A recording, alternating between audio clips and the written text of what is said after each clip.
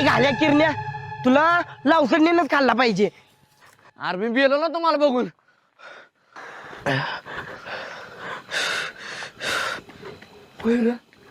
दिसायला कशी असेल रे माझ्या ती. काय लगीन करायचे आहे तिच्यावर?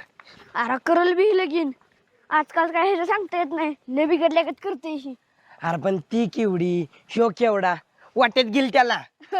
मग घालायचं काय ह्याला तुझ्या वाट्यात? नाही नको, लावसडणीचं पोरग होईल आणि आपल्या मानगुटीवर बसेल. अरे कोण म्हणलं भूत मानगुटीवर बसतं? अरे तशी फक्त मन आहे. म्हणजे काय झालं होतं माहिती आहे का, विक्रम नावाचा एक राजा होता आणि वेताळ नावाचं एक भूत होतं. मग ती भूत काय करायचं, तेव्हा विक्रमादित्य नावाचा राजा होता का नाही, त्याच्या मानगुटीवर बसायचं आणि जोवर त्याच्या प्रश्नाचं उत्तर देत नाही तोवर त्याच्या मानगुटीवरनंच उतरायचं नाही.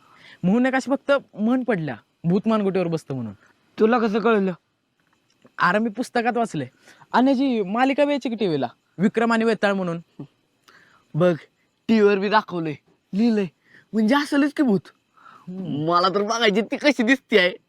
मला तर वाटतंय भूताची तोंड जळलेली असतात. कशामुळे रे मध्ये?